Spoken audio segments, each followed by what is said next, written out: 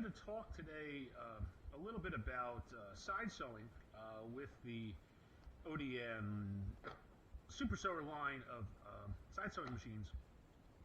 A question that commonly comes up is that of EndSheets and what style EndSheets to use and the benefits of using them, and I wanted to talk about that a little.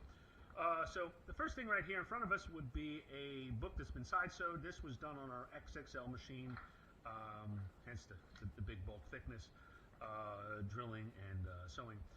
And this here has absolutely nothing as far as reinforcement goes. This here has just been sewn through.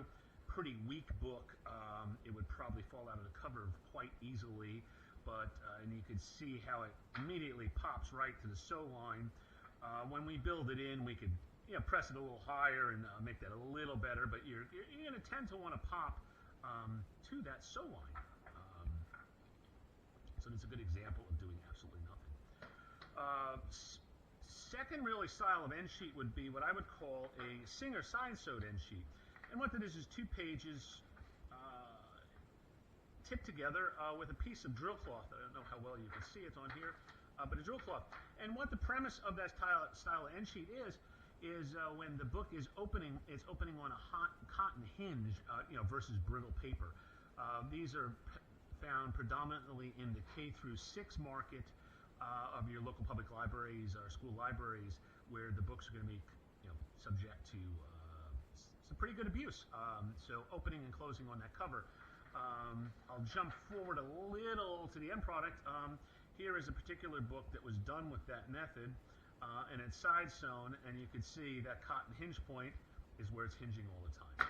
Okay, and to look at that, what it looks like after it's sewn. Okay, you can see here.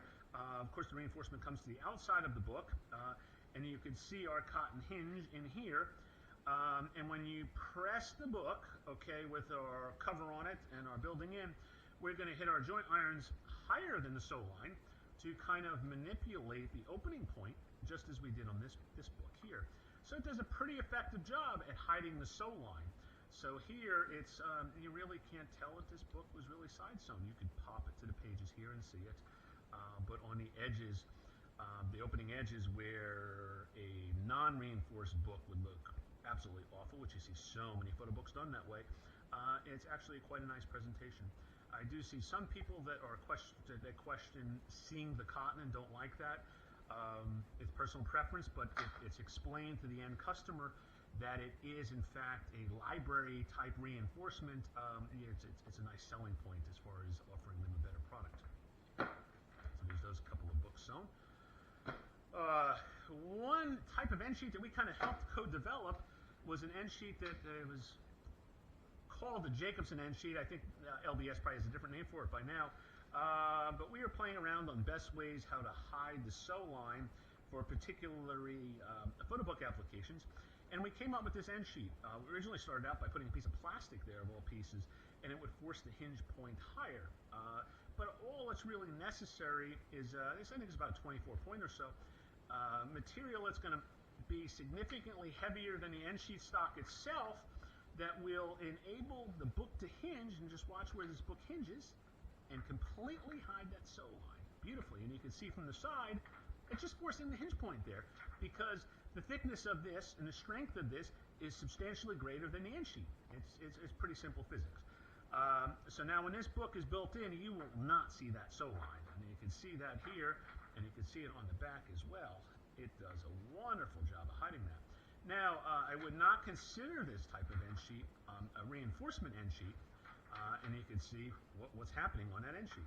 I wouldn't consider it a reinforcement of any sort. It's more aesthetic than anything else, but I would, if you were choosing between going to a cotton reinforcement or nothing, I think this would be a lot better bet than doing nothing, and the end sheets are fairly inexpensive as well.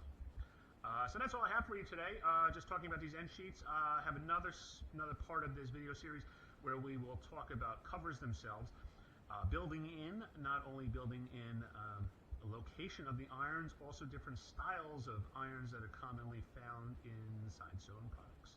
Thanks for listening, and have a good day.